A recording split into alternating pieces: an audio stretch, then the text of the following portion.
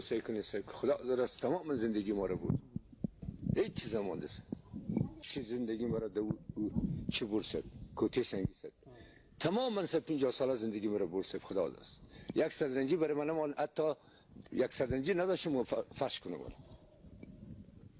چی کنیم سر چهار از غیر صبر خدا یک سر چوب برای من نمانده است نمیخوانه ها نمیخوانه کدام قسمت گفتیم بود خانه نمیخوانه نمیجسه شما خانه تون کجا خانه ما در پولی خانه دمیا بوده ما وزیر همسایه بودیم حال کجا رفت حال خیرخانه ما کل مردم با موجه هسته اینجا می پشت چی می والا آمده خانه را دیدیم که شناخته نمیشه هیچ چیز برای نمانده تا ملخه که دروازه ورسی هیچ چیز نمانده برای هزاران کودک یتیم و بی سرپرست با وجود آزار و اذیت نیروهای تفنگ به دست با جمع‌آوری تکه چوب‌های کوچک از میان ویرانه‌های کابل اندکی از سوخت مصرفی خانواده‌های فقیرشان را تامین می‌کردند.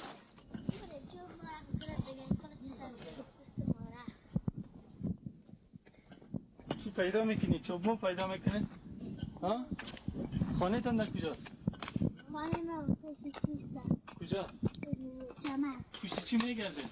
این دار اگر چوب نداریم میتیل از پدرم در این وقتا چشمش کور شده در کجا؟ در چرخ خود چشمش بیخ کور شده است بیادر جوان ندارم یک مست مادر مرد جای میره کالاشوی میکنه هر کار میکنه ما خود ما نکنیم پدرم چشمش کور است ما پیدا نکنیم حیکی کنه بخش ما خود مادر مرد جای کالا میشه کالای مردم جمع میکنه بخش ما میاره چی کنیم دیگه نتش دنیا در برای کلاگی اینی بچه ما کاکای ما پدر شایی چی در اینی بیادرم خلاص خانه تو میشه که به کار نمیکنه نه دیگه کسی نیست غیر ما اینجا خدا گفتم میایم دیگه هر جا خراشتی آمودیم هر روز میایم یا خرابی ها؟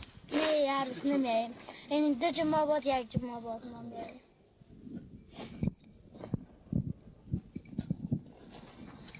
اینجا چوب که میبرین پوستان باز دورتان میته؟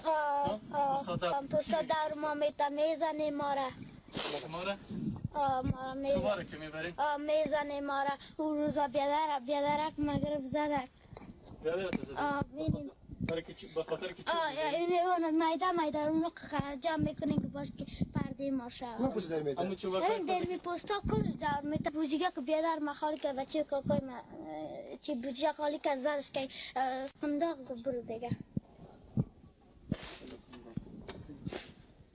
این کدام بیادر زده؟ امیر زده بود؟ نه ایرام زده بود تو را مردوشانه بخاطر که همین چوبک ها را جمع میکنیم سوختگی ها را جمع میکنیم دیگه